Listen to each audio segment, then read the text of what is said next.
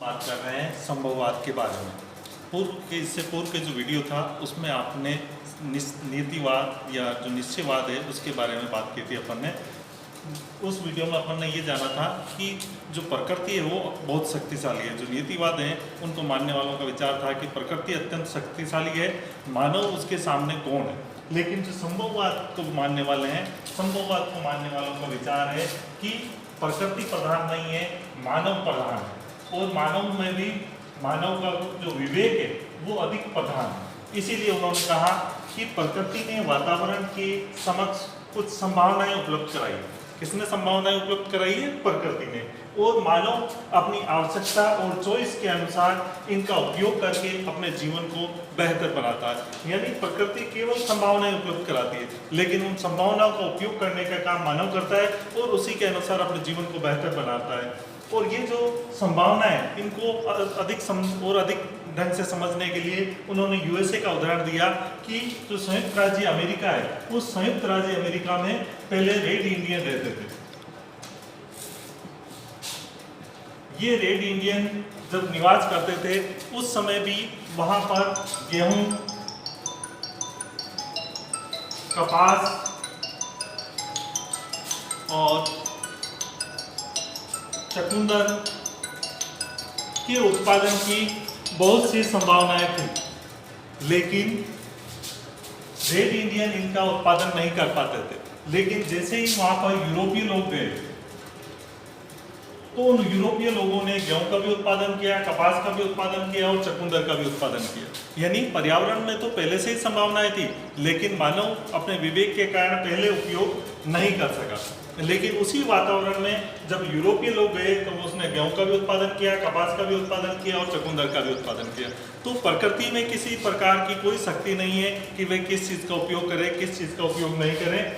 लेकिन जो मानव है उसमें शक्ति है कि वे चाहे जिस प्रकार वातावरण का उपयोग कर सके। हम इसको उदाहरण से समझ सकते हैं कि जैसे अपन ने नियतिवाद में उदाहरण समझा कि मानव की जो अलग अलग प्रजातियां हैं उनकी अलग अलग विशेषताएं होती है। लेकिन जो संभववाद को मानने वाले हैं वो ये कहते हैं कि अलग अलग प्रकार की जो प्रजातियां हैं या व्यक्ति का अलग अलग प्रकार का जो कलर है उस कलर को भी मानव चेंज कर सकता है। जैसे सेरेना विलियम्स को आपने देखा होगा।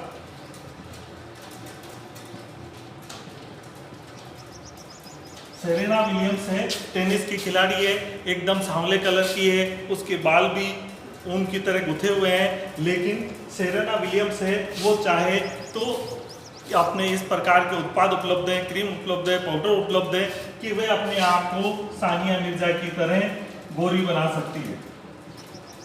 यानी व्यक्ति का जो कलर है, उसकी त्वचा का रंग है, उसके बाल हैं, उसकी सारी चीज़ों में हम क्या कर सकते हैं? चेंज कर सकते हैं। इसके बाद भी जो और आगे के विद्वान हैं उन्होंने तो यहाँ तक कह दिया कि अपने पास ऐसी प्लास्टिक सर्जरी के ऐसे साधन है कि व्यक्ति अपनी शकल को पूर्णतः भी चेंज कर सकता है।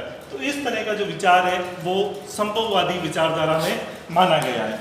इसी तरह की विचारधारा में एक बड़े विद्वान हुए हैं जिनका नाम है हेकल। हेकल ने कहा कि मेरे सामने नियतिवाद की बातें नहीं करें, क्योंकि जहां पर ग्रीक लोग निवास करते थे पहले, वहां पर अब यूनानी लोग निवास करते हैं। कहने का तात्पर्य ये है कि जो परिस्थितियां हैं उनमें बहुत ही अधिक बदलाव आ गया है। पहले जो परिस्थितियां थी वो अलग तरह की थी, वर्तमान में जो परिस्थितियां हैं वो अलग तरह की है। हम भी देख सकते हैं कि जो पहले लोग हैं, यूपी के लोग हैं, वो अब केरल में जाके निवास कर रहे हैं, केरल वाले लोग अब यूपी में आके निवास कर रहे हैं, राजस्थान का आदमी है वो अमेरिका जाके निवास कर रहा है, अमेरिका का आदमी यहाँ आ रहा है। तो जो पर्यावरण है या पर्यावरण की रोक है वो किसी तरह की बाधा नहीं है। इसी प्रकार हम देख सकते हैं कि पहले समुद्र हमारे लिए बहुत बड़ी बाधा थी, लेकिन आज समुद्र हमारे लिए किसी प्रकार की कोई बाधा नहीं है। इसी तरह के विचार फेब्रे ने भी अपने प्रस्तुत किए हैं। फेब्रे ने 1922 में अपने विचार, ये जो संभववाद शब्द है इसी को सर्वप्रथम फेब्रे ने 1922 में दिया। उन्होंने कहा कि मानव की कोई एक तुच्छ प्राणी नहीं है जो पर्यावरण में किसी तरह का कोई चेंज नहीं कर सके, यह रोबोट की तरह नहीं है। मानव एक बहुत बड़ा एजेंट का तात्पर्य मानव एक बहुत बड़ा दूत है और दूत होने के कारण यह जो पर्यावरण है उस पर्यावरण में अपने चाहे जैसे अनुसार परिवर्तन कर सकता है। इस तरह एक और विद्वान हुए हैं जिनका नाम है ब्लास। ब्लास और ब्रून्स है वो ही इस संभववाद के सबसे बड़े प्रवर्तक थे, ब्लास व ब्रून्स। ब्लास और ब्रून्स ने अपने जो संभववाद है इसके सबसे बड़े प्रवर्तक हैं और इन्होंने कहा कि पर्यावरण में कहीं कोई अनिवार्यता नहीं है, अर्थात पर्यावरण है जिसमें कहीं कोई बाधा नहीं है। इनका सेंटेंस था कि nature is never more than a adviser, nature is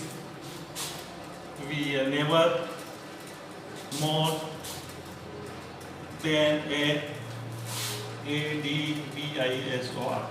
nature है जो केवल एक सलाहकार है, जो केवल सलाह देने का काम करती है कि हमें प्रकृति में क्या कार्य करना है, उसके अधिक और अधिक काम नहीं है। यानी नेचर है वो हमारी मास्टर नहीं है या हमारी मालिक नहीं है, और मानव है वो किसी तरह का दास नहीं है। प्रकृति है वो केवल और केवल सलाह देने का कार्य कर सकती है। इसी प्रकार एक और विद्वान हुए हैं जिनका नाम है ब्रून्स। ब्रून्स ने कहा कि हमारे चारों ओर जितनी भी चीजें थी वो सारी की सारी चीजों में क्या हो रहा है, परिवर्तन हो रहा है। कोई भी चीज स्थायी नहीं है, हर चीज में परिवर्तन हो रहा है। और इस परिवर्तन को करने वाला जो सबसे बड़ा कारक है वो है मानव। अर्थात मानव ऐसा प्राणी है जो पहाड़ों को काट के उसमें सुरंग बना सकता है और अपना रास्ता बना सकता है। पहाड़ उसके लिए प्रकृति ने पहाड़ पैदा किए ताकि उनमें बाधा उत्पन्न हो सके, लेकिन ये पहाड़ मानव के लिए किसी प्रकार की बाधा नहीं है। ठीक इसी प्रकार जो नदियां थी वो किसी समय बाधा थी, लेकिन मानव ने जो अपने पुल बनाए उस पुल के द्वारा नदियों पर उसने विजय प्राप्त कर ली।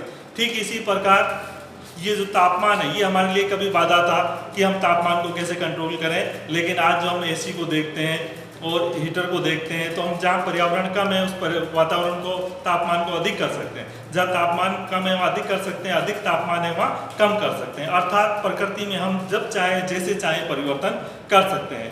इस तरह के विचार जो प्रकृति में परिवर्तनशील है, मानव को शक्तिशाली समझते हैं, वो विचार संभववादी विचार कहलाते हैं। वैसे ब्रून्स ने कहा कि हमारे चारों ओर जो पर्यावरण है उस पर्यावरण में परिवर्तन हो रहा है।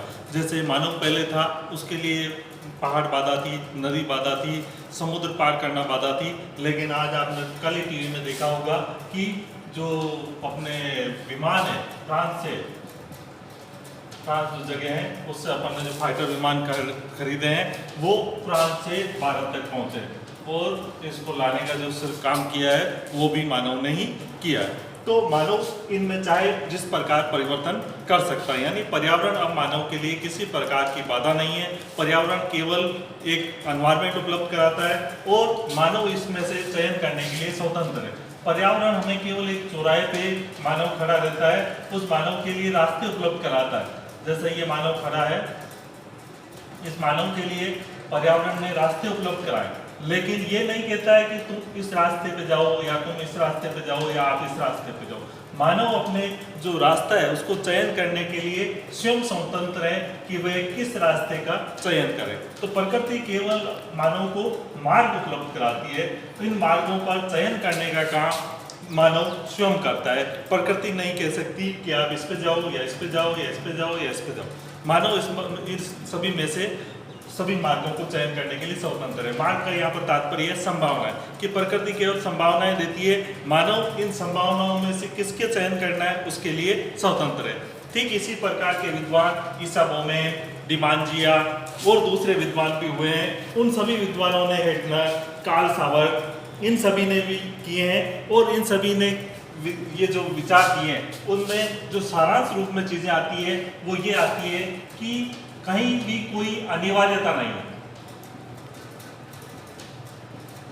प्रकृति की ओर से कहीं कोई नेसेसिटी नहीं है। There is no necessity, everywhere is possibility. जैसा कि फेब्रे जो इस संभववाद शब्द को देने वाले हैं उन्होंने कहा कि there is no necessity, everywhere is possibility and man is the master of this possibility. मानव है वो इन जो पॉसिबिलिटीज है इसका मास्टर है, मानव है जो इसका मालिक है। कि इन पॉसिबिलिटीज को कैसे उपयोग करें। तो कहीं कोई अनिवार्यता नहीं है। दूसरा ब्रास थे, उनका मानना है कि प्रकृति केवल एक सलाहकार है, न कि उस मानव की मालिक। केवल उसको सलाह देने का काम कर सकती है, सभी जगह केवल सलाह ही सलाह का काम है। और इसी तरह जो ग्रुप्स हुए उन्होंने कहा कि मानव में ऐसी शक्तियां होती है, ईश्वर ने मानव को इस प्रकार का बनाया कि वह प्रकृति में चाहे जिस प्रकार परिवर्तन कर सकता है, और मानव ने इस तरह के परिवर्तन करके बताए भी हैं। जैसा कि अभी पहले आपको मैंने बताया था कि फ्रांस से राफेल आ रहे हैं, और राफेल को जो लाने का काम किसने किया? मानव ने किया। तो मानव के लिए अब ये बाधा नहीं है कि वह ऊपर आसमान में नहीं उड़ सकता है, वह आसमान में भी उड़ सकता है और समुद्र की गहराइयों को भी छू सकता है। यानी मानव हर प्रकार का कार्य करने के लिए संभव है। तो इन सभी विचारों से हम ये मानते हैं कि प्रकृति हमें आदेश नहीं देती। प्रकृति हमें क्या नहीं करती? आदेश नहीं दे सकती। आदेश तो कौन दे सकता है? जो मालिक होता है, मास्टर होता है, वह दे सकती है। प्रकृति तो हमारे पास केवल एक एनवायरमेंट उपलब्ध कराती है, हमारे पास एक केवल दशाएं उपलब्ध कराती है। वह आदेश नहीं देके हमें कार्य करने के लिए अनुमति देती है।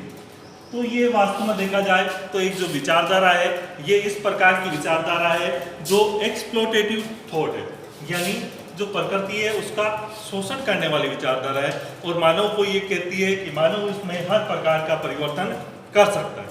तो संभववादियों का जो मुख्य विचार है वो है कि कहीं कोई अनिवार्यता नहीं है, प्रकृति केवल एक सलाहकार है, और मानव इतना शक्तिशाली है कि वह हर प्रकार के कार्य में परिवर्तन कर सकता है। साथ ही प्रकृति है जो किसी प्रकार की कोई आदेश देने का काम नहीं करती, प्रकृति केवल अनुमति देने का काम करती है। इस प्रकार के विचार है। अब नेक्स्ट जो अपनी वीडियो है उसमें हम पढ़ेंगे कि क्या संभववादी जो कह रहे हैं वो बात सही है, या निश्चयवादी जो बात कह रहे हैं वो सही है, या तीसरा एक और ग्रुप आ रहा है जो इन दोनों की बातों से ही अलग तरह की बात कर रहा है। इसके बारे में अपन नेक्स्ट वीडियो में बात करेंगे। धन्यवाद।